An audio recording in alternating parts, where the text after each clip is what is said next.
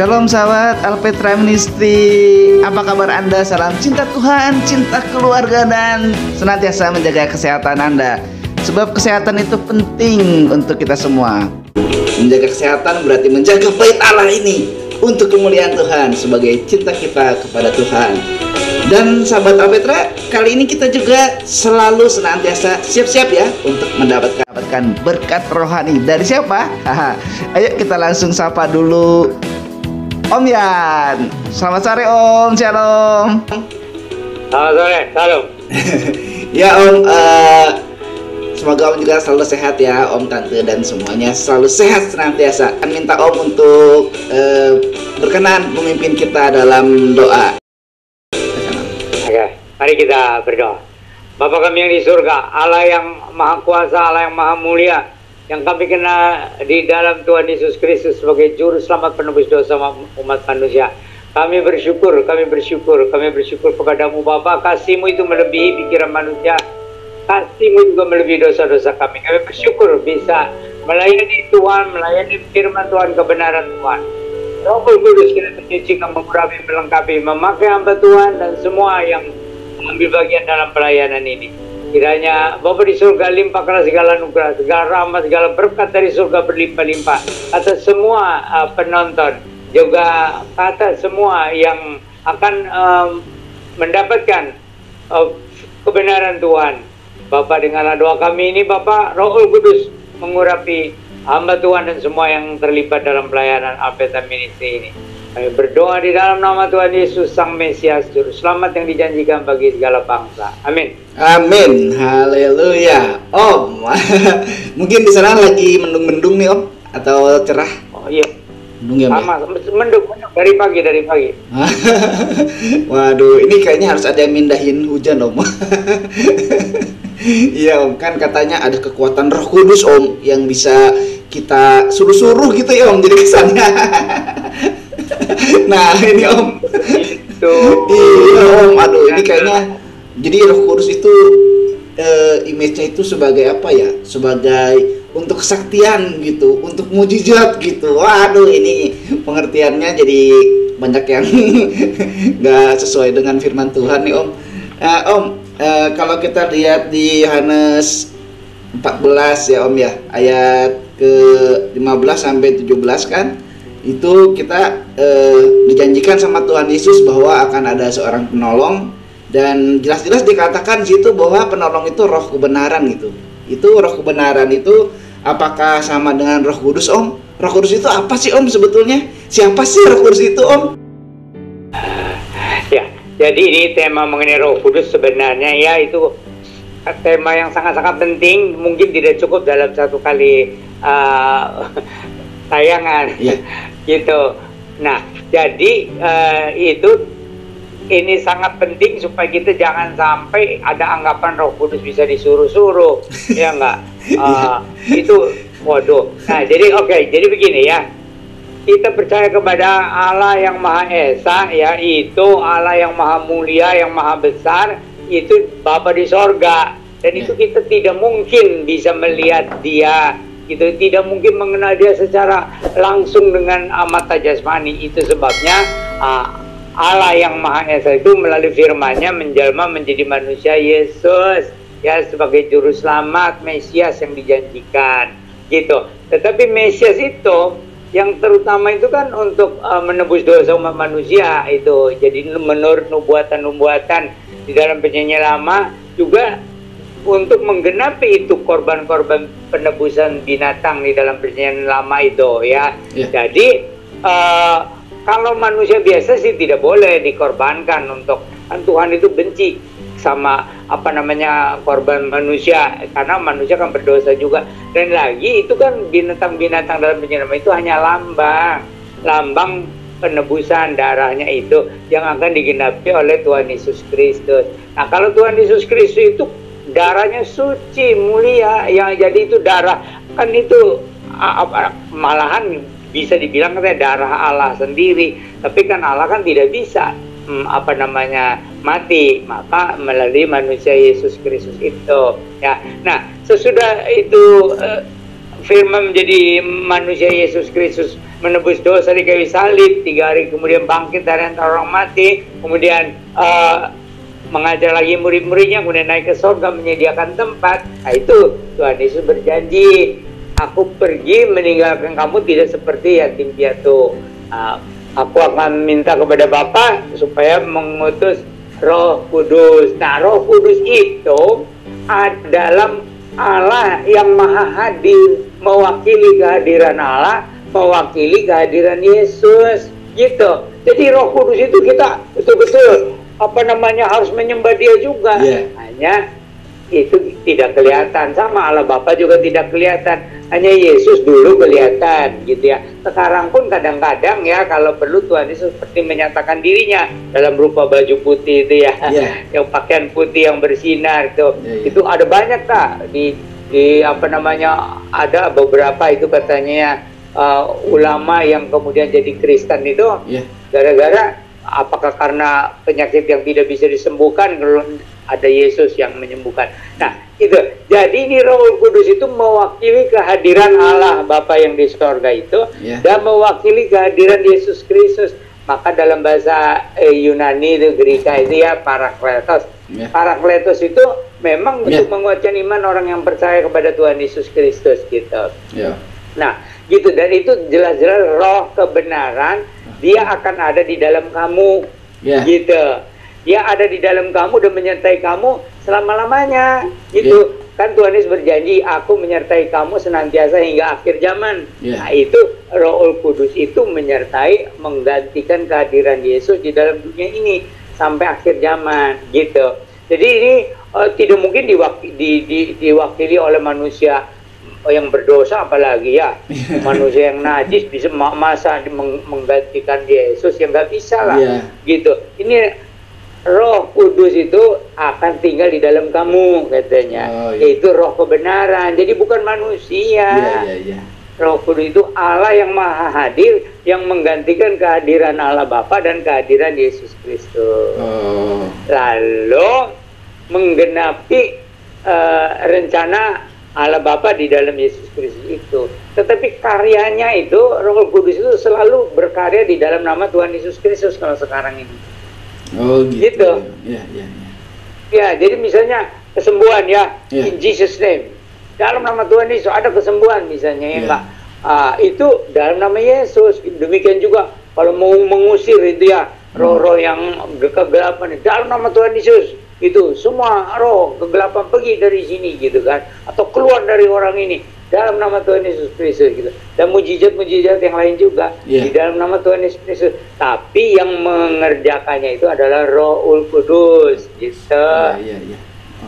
Jadi sebetulnya ya kalau kita sudah yang memahami gitu ya, bahwa Roh Kudus itu ya Allah sendiri di dalam pribadi Roh Kudus, dan juga dia itu Tuhan Yesus gitu ya Om ya, di dalam nama Tuhan Yesus gitu. Allah yang maha hadir, yang mewakili kehadiran Allah Bapa dan mewakili kehadiran Tuhan Yesus Kristus, tapi berkarya di dalam nama Tuhan Yesus Kristus. Berkarya dalam nama Tuhan Yesus Kristus. Oh gitu Om. Jadi peranannya ini sebetulnya apa ya Om, Roh Kudus ini di dalam diri kita gitu? Jadi semua yang disediakan oleh Allah Bapa di dalam Tuhan Yesus Kristus itu akan dilaksanakannya, akan dikerjakannya atau diberikannya itu lewat atau dengan peranan Roh Kudus ini, gitu. Jadi misalnya yang paling penting itu soal kelahiran baru, ya. Jadi kalau orang itu kan ada tuh urut-urutannya itu. Kalau Roh Kudus itu menemplak akan dosa, menyadarkan dosa. Lalu orang berdosa itu kemudian dibukakan, lihat itu Yesus yang disalibkan gitu ya.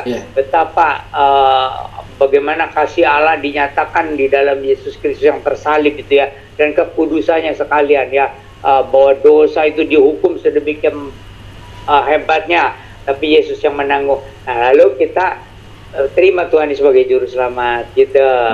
Nah, waktu kita terima Tuhan sebagai juru selamat, yang masuk itu ya Roh Kudus. Meskipun bilang Tuhan Yesus mengetuk ya, Tuhan, lihat aku berdiri di muka pintu dan mengetuk. Siapa yang mendengarkan suaraku, membukakan pintu, aku akan masuk mendapatkannya. Gitu kan Tuhan Yesus itu di dalam kitab Wahyu itu ya. Nah, jadi meskipun kita doanya mari Tuhan Yesus masuk ke dalam hatiku ya, yaitu Roh Kudus yang masuk, yaitu Roh Tuhan Yesus juga, ya Roh Allah Bapa juga, gitu. Ya ya Om. Lalu Om, kalau kan sebelum kita misalnya lagi mengabarkan Tuhan Yesus gitu, kan biasanya selalu juga berdoa semoga Roh Kudus bekerja gitu, berkarya. Jadi sebelum itu Roh Kudus bekerja, lalu ketika orang menerima Tuhan Yesus, Roh Kudus juga langsung masuk di dalam hati orang yang percaya sama Tuhan Yesus gitu ya maksudnya. Dan mengerjakan kelahiran baru gitu. Jadi memberikan hidup baru menjadi anak-anak Allah. Jadi ada hubungan yang langsung dengan Allah Bapa di dalam Tuhan Yesus Kristus. Gitu. Nah Om, jadi penasaran ya Om, sebetulnya karya-karya Roh Kudus itu apa sih Om gitu, selain itu ya berkarya untuk menobatkan orang atau jadi meluluhkan hati orang terima Tuhan Yesus, selain juga yang tadi di awal kayak ada mujizat gitu karena Roh Kudus katanya, itu gimana Om? Karya-karyanya apa aja? Jadi itu Roh Kudus itu ya karena mewakili kehadiran Allah Bapa yang Maha Kuasa itu dan mewakili kehadiran Tuhan Yesus. Jadi semua karya Allah itu apa? Apakah itu di dalam memberikan kehidupan atau menopang alam semesta misalnya ya, atau memberikan kehidupan atau apa saja karya Allah itu dilaksanakannya oleh Roh Kudus. Demikian juga apa yang disediakan di dalam Tuhan Yesus Kristus, soal keselamatan yang kekal, soal penyertaan dengan orang percaya, itu dikerjakannya oleh Tuhan Yesus Kristus gitu. Jadi apa saja yang disebutkan di dalam Perjanjian Lama tentang Allah Bapa itu dikerjakannya oleh Roh Kudus. Nah, di dalam Perjanjian Baru apa saja yang dijanjikan oleh Tuhan Yesus untuk untuk orang yang percaya pada Tuhan Yesus, itu juga dikerjakannya oleh Roh Kudus gitu. Jadi ya kelahiran baru juga untuk bisa kita belajar kebenaran Tuhan itu ya. Jadi Roh Kudus itu maka tidak boleh dipisahkan juga dari firman Tuhan. Itu untuk memberikan pengertian-pengertian dan juga tentang memberikan penghiburan, itu penting. Roh Kudus itu memberikan penghiburan, yaitu dengan memberikan kedamaian yang kekal, memberikan pengharapan, memberikan itu ada buah-buah Roh Kudus itu, kasih, sukacita, kedamaian, kesabaran, itu jadi semua itu yang dijanjikan di dalam Tuhan Yesus Kristus itu juga. Segala berkat rohani di dalam sorga, di dalam Tuhan Yesus Kristus itu juga dikerjakannya oleh Roh Kudus, supaya kita itu bukan hanya lahir baru ya. Ini lahir baru itu memang yang paling penting ya, karena kalau orang Kristen biarpun dia jadi pendeta, tapi kalau dia tidak mengalami kelahiran baru di dalam hatinya, tidak mengalami keselamatan dalam Tuhan Yesus ya, hidup baru itu biarpun pendeta itu tidak akan masuk dalam sorga. Yang saya pada sebutkan dari 12 pendeta, bisa satunya itu seperti Yudas gitu ya, pengkhianat gitu, karena keserakan, tapi itu karena dia tidak mengalami keselamatan dari Tuhan Yesus, hanya agama, kegiatan gitu. Meskipun dia pinter khotbah misalnya, hebat, tapi kalau dia tidak mengalami kelahiran baru dalam Tuhan Yesus Kristus, bisa murtad, bisa pindah ke agama lain gitu ya. Lalu selanjutnya pertumbuhan, pendewasaan dan semua segala mujizat juga. Nah, kemudian yang di dalam Injil Yohanes itu disebutkan itu tentang langkah-langkah apa saja yang dikerjakan oleh Roh Kudus, dari soal membimbing orang berdosa itu sampai menyadari dosa, sampai terima Tuhan Yesus, mengalami kelahiran baru, terus bertumbuhnya bagaimana melalui firman Tuhan, melalui doa, melalui persekutuan di gereja, melalui kesaksian, melalui pelayanan, itu semua disertai, dibimbing oleh Roh Kudus itu. Gitu. Jadi cuman kita tuh jadi sepertinya ya dengan nama Tuhan Yesus Kristus aja. Jadi kita berdoanya kepada Tuhan Yesus Kristus atau di dalam nama Tuhan Yesus Kristus gitu, karena Roh Kudus itu tidak memuliakan dirinya sendiri. Ya masa sih memuliakan diri sendiri? Jadi Tuhan Yesus itu memuliakan Allah Bapa, tapi Roh Kudus itu memuliakan nama Tuhan Yesus Kristus. Iya. Jadi ini seperti satu pribadi yang apa ya Om, yang saat ini dari dulu sebetulnya Om ya sampai sekarang itu yang bekerja gitu di dalam nama Tuhan Yesus gitu ya Om ya. Ya kalau sekarang begitu. Jadi begini, kalau sebelum Tuhan, kalau di dalam perjanjian lama kan ada Roh Kudus, dari keabadian sudah ada Roh Kudus.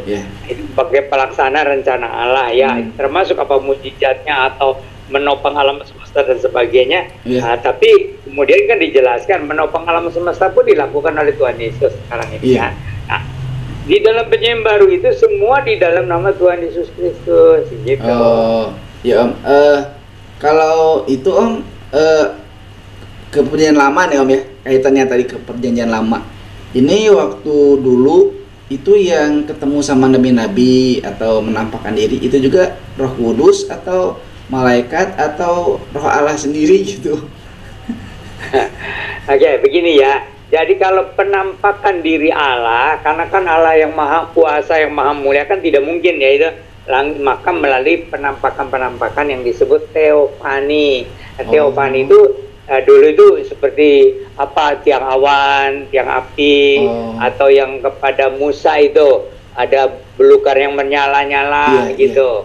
Ya, nah kemudian kalau nabi-nabi kadang-kadang dikasih penglihatan-penglihatan. Tapi kalau Roh Kudus itu tidak bisa dilihat. Roh Kudus itu yang menyampaikan firman. Gitu. Jadi demikianlah firman Yahweh, Tuhan semesta alam gitu ya. Nah, lalu itu Roh Kudus berbicara gitu. Roh Kudus tidak bisa dilihat. Nah, itu yang tadi kata Om juga. Jadi kalau gitu Om, kan ada juga yang mempercayai bahwa malaikat itu adalah Roh Kudus katanya sebetulnya gitu. Jadi malah disebutin di itu malaikat Jibril itu sebetulnya Roh Kudus gitu. Gimana itu? Nah, jadi ini supaya jelas ya. Jadi kalau malaikat-malaikat biarpun mulianya bagaimanapun tetap itu makhluk. Oh, gitu ya. Dari yang paling tinggi Mikael gitu ya, atau ya banyak malaikat ya, Gabriel lah, atau apa serafim lah, kerubim lah ya, atau apa, itu semua makhluk. Tapi kalau Roh Kudus itu kan Allah ilahi kan. Allah itu Allah, Firman dan Roh Kudus gitu kan, atau Bapa, Putra dan Roh Kudus itu. Jadi Roh Kudus itu Allah. Kalau Jibril atau Gabriel ini makhluk gitu, cuma beda-beda, ada tingkatan-tingkatannya malaikat itu. Dari yang paling mulia misalnya ya Michael itu, Mikael gitu, sampai kepada malaikat-malaikat tentara yang nyanyi juga waktu Yesus lahir itu kan turun tuh ribuan tentara malaikat menyanyi, wah luar biasa, segala kemuliaan bagi Allah dan damai sejahtera bagi orang yang berkenan padanya. Nah, itu malaikat-malaikat itu makhluk. Kalau Roh Kudus itu bukan yang disuruh-suruh. Roh Kudus itu kehadiran Allah, mewakili kehadiran Allah Bapa, kehadiran Tuhan Yesus Kristus. Terus kita kalau Roh Kudus itu betul-betul kita sembahlah dia.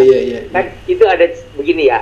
Allah Bapa itu dia katakan yang paling tinggi itu sebenarnya karena dia di sorga ya.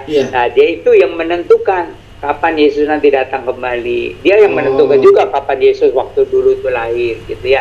Semua diatur oleh Allah Bapa gitu ya. Nah, kemudian keselamatan itu hanya di dalam nama Tuhan Yesus Kristus. Di bawah kolong langit ini tidak ada nama lain yang diberikan kepada manusia, di dalamnya disediakan keselamatan, itu hanya di dalam nama Tuhan Yesus Kristus. Itu keistimewaan Tuhan Yesus Kristus ya. Jadi ada keistimewaan Allah Bapa yang menentukan segala sesuatunya. Ada keistimewaan Roh Kudus. Nah, kalau orang menghina Allah Bapa misalnya, kemudian menyesal bertobat, masih diampuni. Ada orang yang menghina Yesus ya, kemudian dia bertobat, kemudian dia menyesal, terima Tuhan Yesus sebagai jemaat, masih diampuni.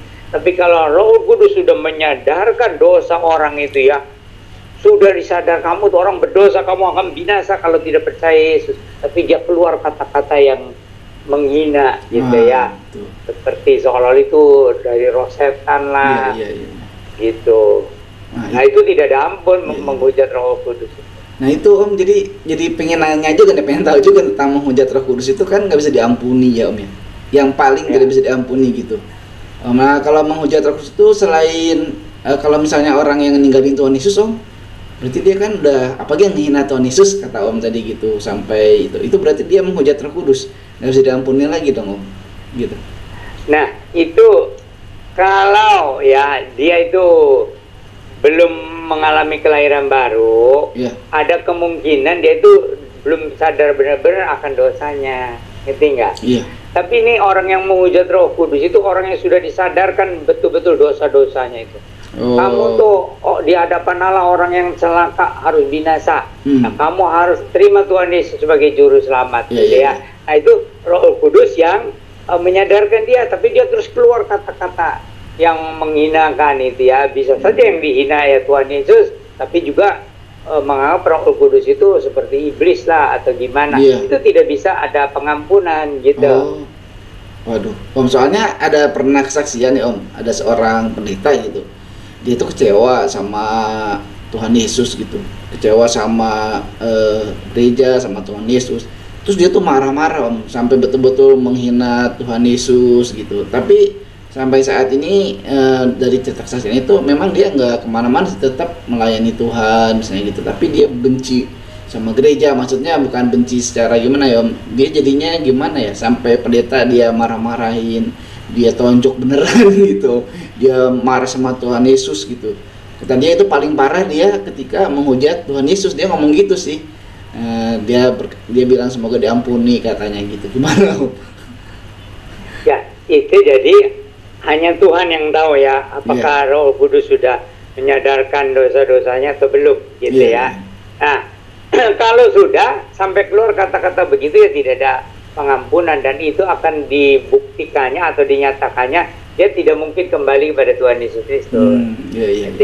Jadi kalau orang hanya ikut-ikutan, bisa berkhotbah, melayani, dan dia bersaksi dan sebagainya, tapi dia belum mengalami kelahiran baru, itu ada kemungkinan memang Roh Kudus itu belum menyadarkan dosa-dosanya. Itu jadi hanya agama saja. Masih ada kemungkinan dia untuk bertobat sungguh-sungguh gitu. Ya tapi hanya Tuhan yang tahu dah. Pokoknya tapi kalau orang sudah mengalami kelahiran baru ya, itu tidak mungkin menghujat Rohul Kudus. Itu di 1 Yohanes 5. 1 Yohanes lah. Jadi kalau orang sudah mengalami kelahiran baru dalam Tuhan Yesus Kristus ya, itu tidak mungkin menghujat Rohul Kudus. Gitu. Tapi kalau hanya sekedar jadi pendeta, biarpun aktif, dia pintar khotbah dan sebagainya, itu kan bisa menjadi Yudas juga kalau belum mengalami kelahiran baru. Nah Om, ini juga yang jadi apa ya, yang mungkin bisa menjawab keraguan gitu, orang yang merasa bahwa dirinya, kadang kan ada orang yang merasa dirinya itu tidak layak lagi karena mungkin gitu ya, kesel sama Tuhan Yesus. Karena jujur saja saya juga pernah ngalami kan ya Om seperti itu, tapi tidak sampai menghujat lah, paling saya bilang nggak mau jadi Kristen gitu, tapi kan buktinya enggak gitu. Nah itu Om, kalau misalnya gitu Om, sebetulnya kita tahu dari mana ya Om kalau Roh Kudus itu sedang bekerja atau memang bekerja dalam kehidupan kita sehari-hari itu? Ya, jadi kalau orang masih ada dorongan untuk bertobat kembali pada Tuhan Yesus Kristus, itu berarti dia belum menghujat Roh. Jadi kalau orang sampai menghujat Roh Kudus itu dia tidak akan kembali lagi. Itu mah sudah betul-betul gimana gitu, sudah mati dan keras kepalanya, itu sudah nggak ada ketulungan, itu nggak bisa bertobat yang begitu. Tapi ada juga Om yang ngomong pendeta gitu yang ngomong karena dia kecewa kan, dia menghujat Roh Kudus, dia nantang Roh Kudus gitu malahan, dan dia betul-betul keluar gitu dari rasa iman dan percayanya kepada Tuhan Yesus. Nah kalau itu berarti memang ya gitu ya Om ya, nggak bisa lagi dia untuk kembali ke Tuhan Yesus gitu. Ya jadi atau langsung dipukul atau langsung dipukul. Tapi ada juga yang dibiarin kan, Yudas akhirnya gantung diri sendiri kan, bukan dipukul sama Tuhan. Nah itu kalau gitu berarti Roh Kudus nggak bekerja dong Om. Banyak ya, sama Yudas. Karena pendeta banyak, dari 12 satunya bisa menjadi Yudas gitu. Om. Dan itu tidak akan kembali kalau memang menghujat Roh Kudus. Nah ini Om, itu untuk ngerasain itu gimana Om? Karena kok kayak misalnya Benihin gitu ya Om ya, Benihin atau saudara diterima Roh Kudus bus gitu. Terus ada lagi ya yang lain-lain lah pendetanya. Nah itu sebetulnya gimana Om? Apakah begitu gitu Roh Kudus itu? Itu pengertiannya yang keliru, seolah-olah dia itu lebih hebat dari Petrus gitu ya. Tuhan Yesus itu beda. Kalau Tuhan terimalah Roh Kudus gitu ya, diembus ya. Itu kan karena memang semua juga lewat Tuhan Yesus Kristus. Nah rasul-rasul itu tumpang tangan tuh sampai mendoakan gitu. Tapi bukan tidak seperti Benihin begitu. Itu karena doktrin yang salah, lalu dia membesarkan diri sendiri. Ini bagus ini hari ini nih. Jadi supaya kita mengenal doktrin Roh Kudus, yaitu Allah yang mewakili kehadiran Bapa yang Maha Mulia, mewakili kehadiran Yesus Juru Selamat itu. Iya. Kita harus betul-betul menghormati Roh Kudus. Iya, makanya selalu ditekankan terutama di gerakan karismatik ya Om, atau di Pantekosta itu Roh Kudus, Roh Kudus, Roh Kudus gitu Om. Jadi sepertinya ini apa jadi rancunya itu karena pengertian orang tuh ini jadi seperti sesuatu yang spektakuler gitu, atau yang mujizat gitu, atau yang apa ya, magic gitu Om. Jadinya ya, jadi itu sudah disinggung ya tentang karismatik dan Protestan itu ya, harus saling melengkapi gitu ya, harus saling mengisi gitu. Lalu ingat itu bahwa Roh Kudus itu selalu memuliakan nama Tuhan Yesus Kristus. Jadi bukan memuliakan pendetanya, bukan memuliakan pengkhotbahnya, memuliakan nama Tuhan Yesus Kristus. Nah itu kan di pengakuan Iman Rasul itu kan Om ada aku percaya kepada Roh Kudus katanya. Nah itu berarti ada orang yang ke saya nanya itu, berarti kita percayanya aku percaya kepada Allah Bapa, pada Tuhan Yesus yang dikandung dari Roh Kudus, seterusnya ada terus percaya sama Roh Kudus juga gitu. Jadi percayanya kemana nih? Nah itu ya, jadi itu aku percaya kepada Allah Bapa itu diuraikan ya, pencipta langit dan bumi gitu ya. Kemudian Allah Bapa yang Maha Kuasa disebut sampai 2 kali gitu ya, Allah Bapa gitu ya. Nah kepada Roh Kudus itu belum sempat diuraikan. Aku percaya kepada Roh Kudus gitu ya. Padahal itu mestinya dijelaskan yang mewakili kehadiran Allah Bapa dan mewakili kehadiran Tuhan Yesus Kristus gitu. Mestinya paling sedikit segitu. Cuman sayang gereja nggak berani karena itu warisan katanya. Warisan dari para rasul. Jadi itu terlalu singkat. Aku percaya kepada Roh Kudus sudah aja. Sekarang kalau kita ngajarin sesuatu yang benar gitu, itu aja bisa salah Om. Apalagi ngajarin yang salah, makin salah lagi, dibilang sesat nanti. Tapi ini nggak salah dah, ya. Roh Kudus itu, aku percaya kepada Roh Kudus yang mewakili kehadiran Allah Bapa dan mewakili kehadiran Tuhan Yesus Kristus. Ini tidak salah. Oh gitu ya. Nah ya Om, itu tadi kembali Om, sepertinya saya kurang jelas Om untuk merasakan bahwa Roh Kudus itu bekerja itu gimana Om? Apakah ada yang spesifik Om?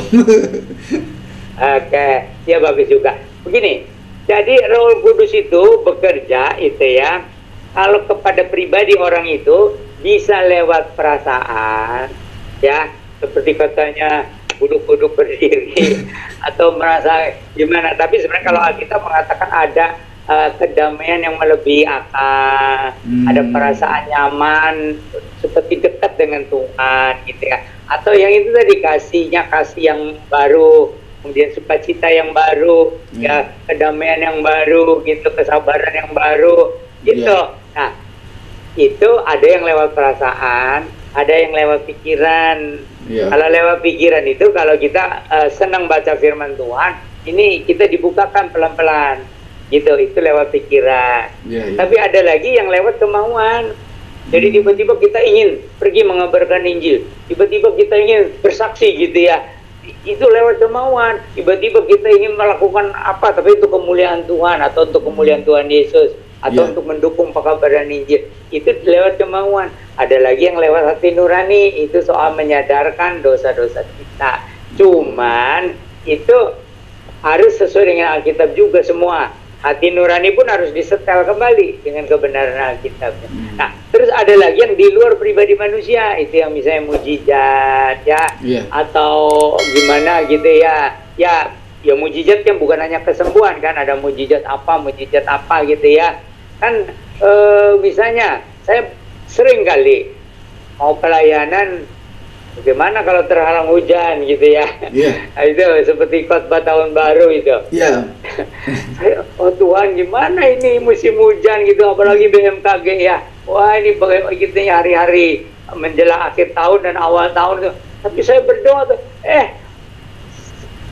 sebelum 1 jam lebih sebelum ibadah terang suasananya gitu. Jemaat pulang hujan gitu. Ya, jadi itu sering itu. Soal itu saya sering mengalami. Nah, itu yang di luar pribadi manusia gitu.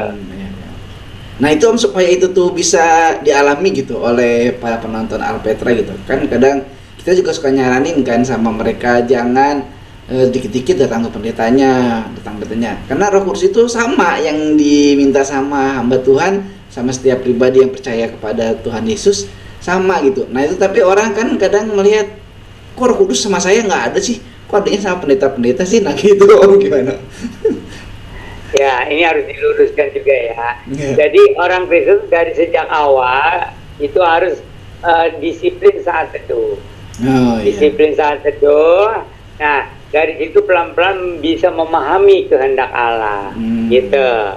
Nah, tapi kehendak Allah itu kan bisa melalui pikiran yang lewat saat tadi itu, tapi juga bisa lewat perasaan, bisa lewat kemauan gitu kan, bisa lewat hati nurani gitu. Nah, lalu pelan-pelan tuh bertumbuh pengertiannya mengenal Allah Bapa, mengenal Tuhan Yesus, mengenal Roh Kudus, mengenal kebenaran firman Tuhan, itu pelan-pelan. Nah, kalau yang namanya pendeta-pendeta pun kalau dia tidak serius saat teduh untuk mengerti firman Tuhan, ya sama aja bohong gitu kan.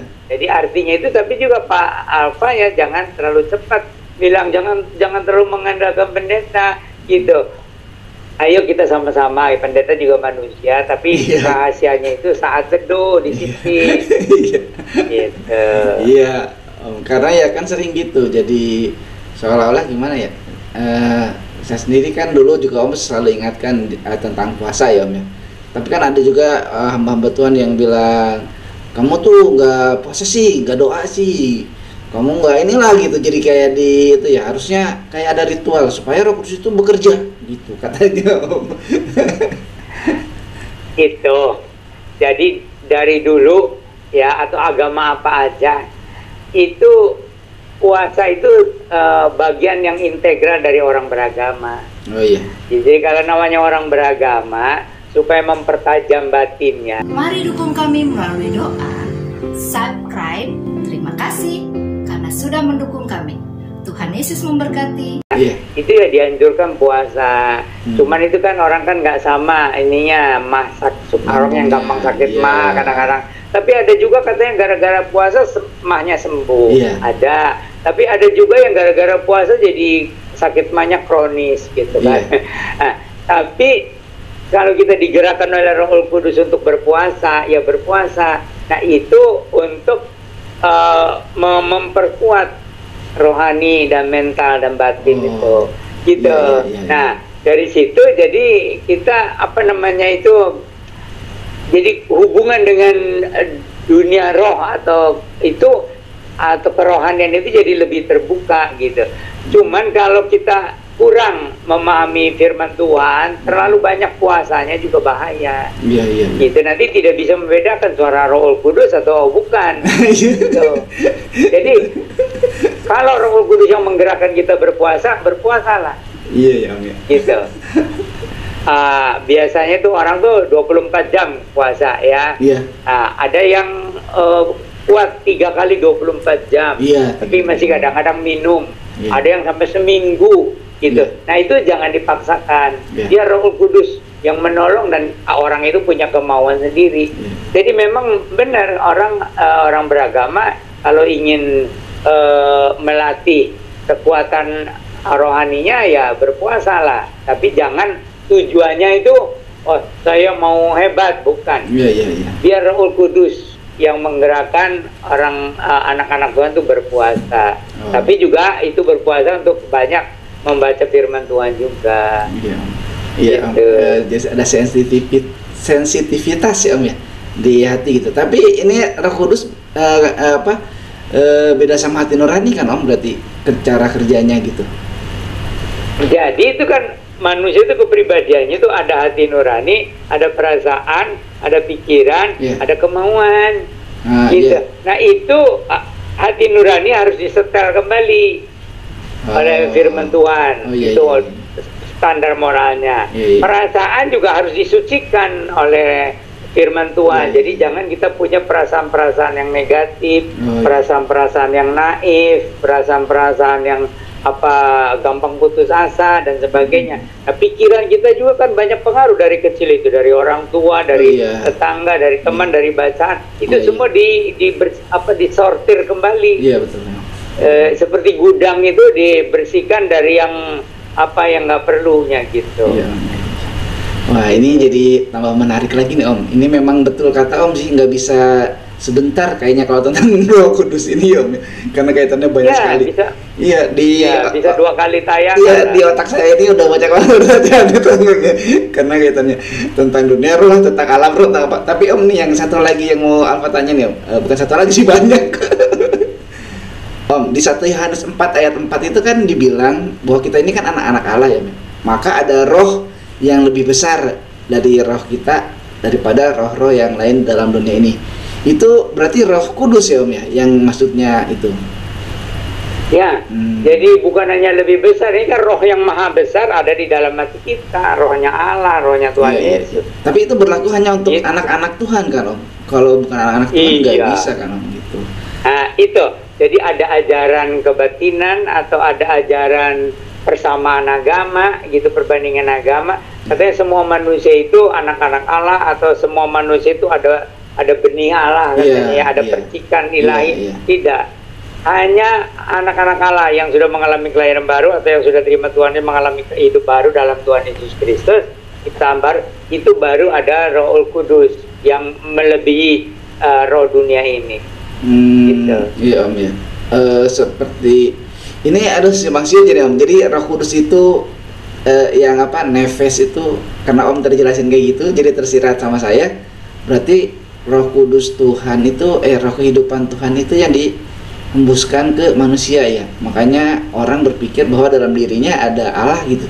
Gimana sih Om? Ya, jadi kalau Roh Kudus kan ruah. Oh, ruah. Bahasa Ibrani-nya itu ruah. Kalau nefes itu kan nafas. Iya. Nafas kehidupan. Nah, kalau di dalam perjanjian baru kan pneumatos gitu. Jadi itu roh, tapi kalau roh Allah ya pneumatos theos gitu ya. Itu roh Allah yang mewakili kehadiran Allah Bapa dan kehadiran Tuhan Yesus Kristus itu. Gitu. Jadi tidak semua orang, ini hanya orang yang sudah lahir baru aja. Oh, itu makanya iya Om. Kan jadi ada istilah pneumanologi itu ya Om ya. Pneumatologi itu roh doktrin tentang roh ya, maksudnya tentang Roh Kudus.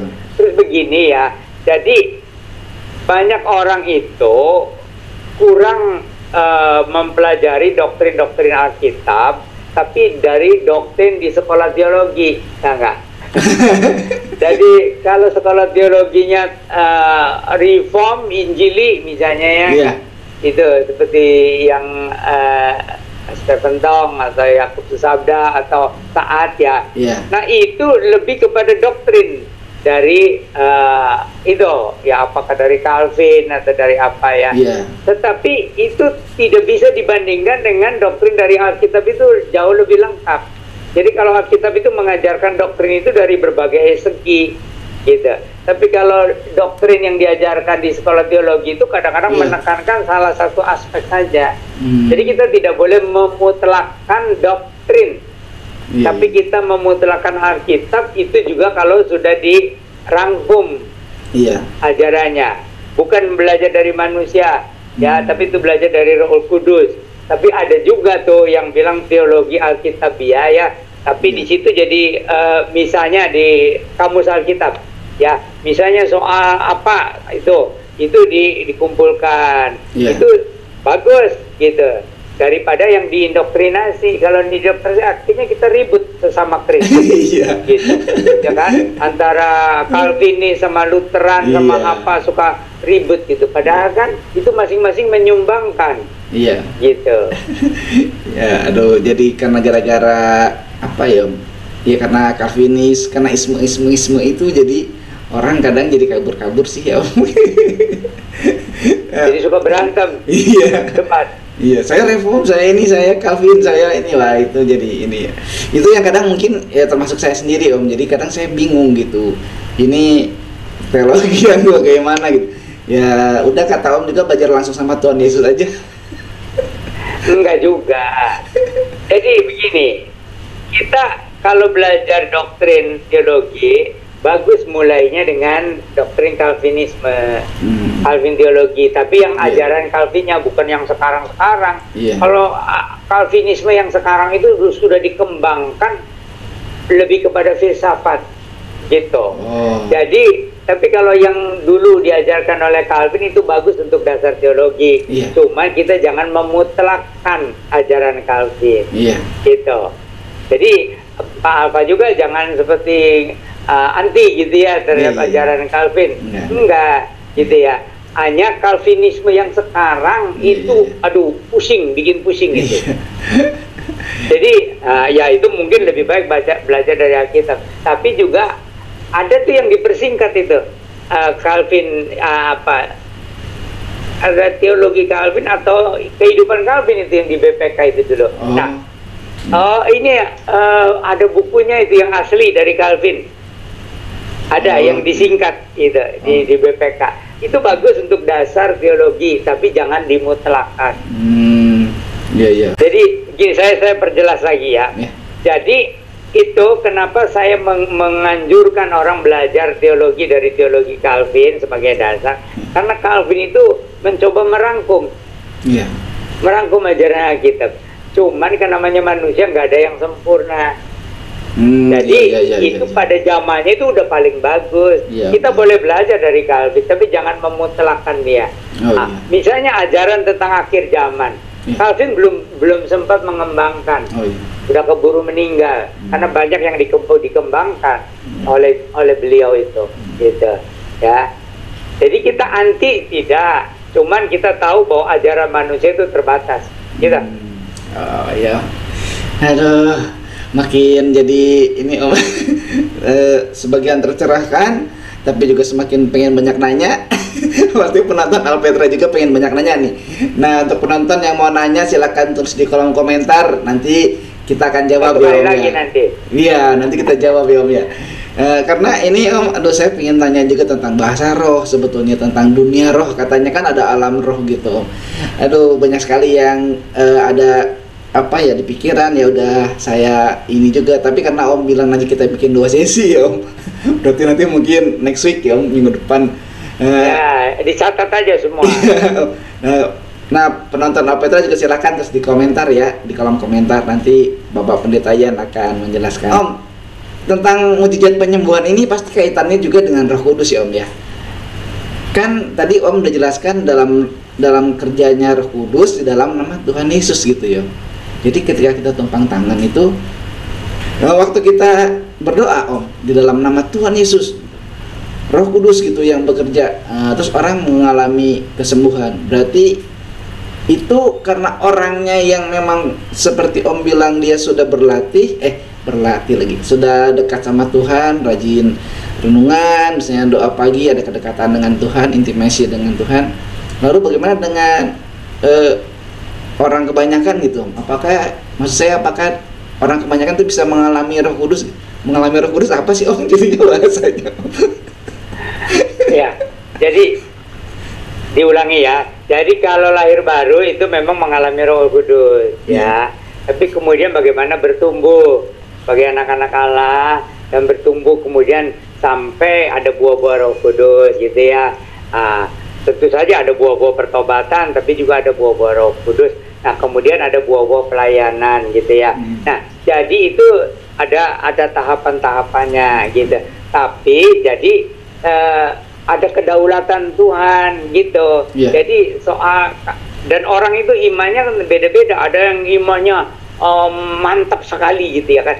Biarpun imanmu sebesar sebiji sesawi, kalau yakin didoakan kan ya kan, itu bisa memindahkan gunung.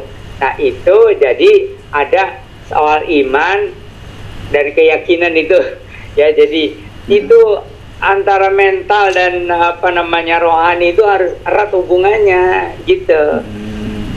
Jadi ini mungkin nanti bisa dibahas lagi. Jadi misalnya orang yang bukan Kristen dulu gitu, tapi punya yakin gitu, sampai berdiri di atas daun terus dia tutup mata, pindah dia terbang gitu. Itu zaman dulu. Nah itu mental, bukan Roh Kudus. Nah orang Kristen ya itu perlu mentalnya juga harus kuat, yakin. Nah itu bilang ya, kata Tuhan Yesus, biarpun kamu mempunyai iman sebesar sebiji sesawi, tapi kalau yakin didoakan, nah itu kamu pergi, kamu berkata kepada gunung ini pergi, gunung itu akan pergi. Nah itu kekuatan keyakinan, tapi menguatkan iman gitu. Nanti mungkin bisa dibahas lagi. Ya Om, jadi pengen nanya lagi dong, antara Roh Kudus dengan penglihatan. Karena ya, kadang nanti dibahas kan, nanti dibahas. Aduh iya waktunya udah mau habis nih. Oke Om, nanti kita akan bahas tentang dunia roh, alam roh, dan bahasa roh Om. Karena yang lalu-lalu macam-macam pertanyaan. Iya, macam-macam. Bahasa roh di yang episode sebelumnya kan cuma sekilas-sekilas nih Om. Jadi orang mungkin kurang greget gitu Om. Nah makanya semoga di waktu yang akan datang bisa kita bahas. Baik Om, mungkin ini saatnya udah untuk closing statement dulu Om di sesi yang ini. Silakan Om. Ya, jadi yang statement yang paling penting itu bahwa Roh Kudus itu mewakili kehadiran Allah Bapa dan mewakili kehadiran Tuhan Yesus Kristus.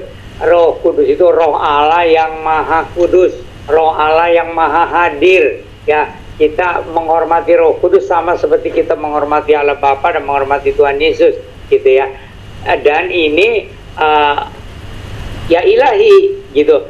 Kalau malaikat-malaikat betapapun mulianya, betapapun besar kuasanya, malaikat-malaikat itu makhluk, gitu. Ya, nah itu yang penting dipahami. Jadi tentang itu tadi, aku percaya kepada Roh Kudus. Nah itu mestinya ditambah sedikit, yang mewakili kehadiran Allah Bapa dan mewakili kehadiran Tuhan Yesus Kristus, gitu. Oh iya. Oke, itu tadi closing statement dari Om, dan semoga teman-teman di manapun berada yang saat ini sedang nonton di Alpetra Ministry makin jelas ya, dan juga pasti semakin ingin bertanya. Makanya nanti ditulis aja di kolom komentar, dan nanti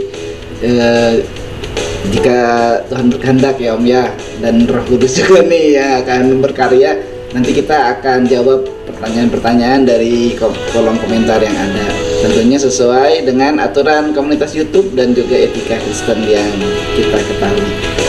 Baik Om, ya ini sebetulnya saya juga masih penasaran. Kita sampai di sini dulu perjumpaan kita, dan kita menutup dengan doa. Saya akan berdoa. Tuhan Yesus Kristus, Tuhan yang baik, Tuhan yang sungguh kami kasihi, kami cintai. Tuhan, kami bersyukur karena atas anugerah Tuhan dan atas kuasa Roh Kudus dalam Tuhan Yesus Kristus. Maka rekaman kali ini kami bisa lakukan tanpa ada kendala apapun. Kiranya Tuhan memberikan senantiasa kesehatan untuk Om Yan, untuk tante, untuk cucu, anak, menantunya, dan juga untuk semua penonton Alpetra Ministry. Tuhan berkati. Terima kasih Tuhan. Hanya di dalam nama Tuhan Yesus Kristus, Juru Selamat kami yang hidup, kami berdoa. Amin. Amin. Oke, terima kasih Om. Tuhan Yesus memberkati. Shalom.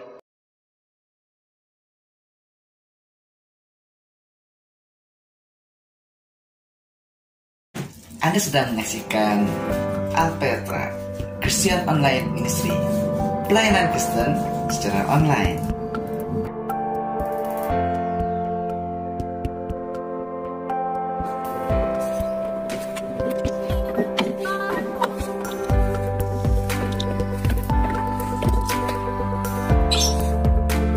Halo sahabat Alpetra, terima kasih ya sudah like, subscribe, dan membagikan. Maju terus, tetap semangat, Tuhan Yesus memberkati. GBU TYM. Dadah.